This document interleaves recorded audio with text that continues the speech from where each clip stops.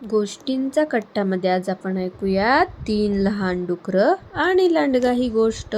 एक गाव असतं. त्या गावात 3 लहान डुकरं आपल्या आईसोबत राहत असतात. ती आई खूप कष्ट करत असते आणि त्यांच्यासाठी खायला आणत असते, पण ती मुलं त्या आईला काहीच मदत करत नाही. मग एकदा आईला खूप राग येतो. ती म्हणते, तुम्ही मला काहीच मदत करत नाही आणि मी एकटीच कष्ट करते. आता तुम्ही काय करा, तुम्ही दुसरीकडे राहावा तुमचं आणि तुम्ही स्वतः कष्ट करा आणि तुमचं तुम्ही खायचं कसं ते बघा. मग ती आई मुला म्हणतात, का गं आई असं?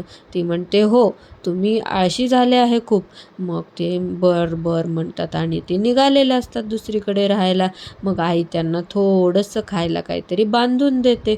मग ते आईला बाय बाय करत असतात आणि ते निघालेले असतात. मग ते एका ठिकाणी थांबतात आणि म्हणतात, आपण इथे घर बांधायचं का? मग दुसरे दोघं म्हणतात की अरे नको, आपण आपल्या आपल्या आवडीचं घर बांधूयात.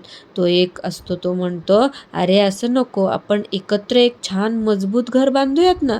मग ते म्हणतात, नाही रे नाही, तुला तुझ्या आवडीचं बांध, आम्ही आमच्या आवडीचं बांधतो आमचं. मग तो म्हणतो ठीक आहे. मग ते तयारीला लागतात, सर्व सामान ते गोळा करतात. त्यातला एक म्हणतो की मी ना छान गवतापासून घर बनवणार आहे. मग दुसरा म्हणतो, अरे हो का? मी आता काय करतो, मी माझ्या आवडीचं लाकडापासून छान घर बांधतो. मग ते म्हणतात, अरे वा किती छान. मग ते तिसऱ्या डुकराला विचारतात की तू कशापासून बांधणार? तो म्हणतो, मी विटांचं छान असं मजबूत घर बांधणार आहे. मग ते म्हणतात, हो का? मग ते तयारीला लागतात आणि त्यांचं घर बांधत असतात. मग त्या विटांपासून घर बांधणाऱ्याचं घर चालू असतं बांधायचं आणि गवतापासून आणि लाकडापासून बांधणाऱ्याचं होत आलेलं असतं बांधत आणि मग त्यांचं बांधून होतं लवकर आणि ते विटापासून बांधणाऱ्याचं खूप वेळ लागत असतो. मग ते त्याला हसतात. तो म्हणतो, अरे मला आता वेळ लागू दे, पण माझं घर कसं आहे, खूप मजबूत आहे. ह्या घराला कोणी काही करू शकणार नाही. मग ते म्हणतात, अरे पण तुला किती कष्ट घ्यावे लागले. तो म्हणतो, असू दे, पण माझं घर कसं आहे, मजबूत आहे. मग ते तिघं आपापल्या घरात राहतात आणि ते खूप आनंदी असतात. मग एक लांडगा बघत असतो त्या तिघांकडे. तो म्हणतो की मी या पिलांना खाल्लं तर, पण मी काय करतो, एक एक करून जातो. मी एकदम गेलो तर हे 3 डुकरं मला मारतील. मग तो एका डुकराच्या पिल्लाकडं जातो, ज्याचं घर असतं गवताचं, आणि तो फुंकर मारायला लागतो. ते असतं गवताचं, त्यामुळं ते सर्व उडून जातं.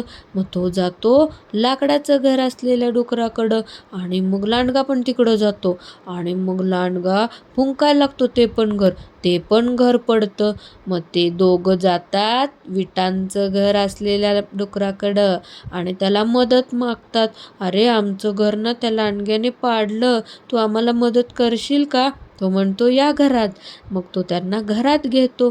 ते खूप घाबरलेले असतात. मग तो त्यांना म्हणतो की अरे माझं घर मजबूत आहे, हा लांडगा माझ्या घराला काही करू शकणार नाही, असं म्हणतो. आणि मग तो लांडगा खूप प्रयत्न करत असतो ते घर पाडण्याचं, फुंकत असतो, ढकलत असतो, पण ते घर काही पडत नाही. ते विटांपासून बनलेलं असतं मजबूत. मग ते पिलं म्हणतात, हो रे, तुझं घर खरंच मजबूत आहे आणि आमचं संरक्षण केलं तुझ्या घराने, लांडग्यापासून आम्हाला वाचवलं. आता आपण तिघं मिळून राहूयात ह्या घरात. तो म्हणतो, बघा मी तुम्हाला म्हणलं होतं ना, तुम्ही माझ्यावर हसत होता. मला हे घर बांधताना खूप कष्ट घ्यावे लागले, पण माझं घर कसं बनलं, पक्कं आणि मजबूत. ते दोघं म्हणतात, हो तुझं बरोबर आहे. गोष्टीचं तात्पर्य आहे, कठोर परिश्रम आणि हुशारीचे फळ नेहमीच मिळते.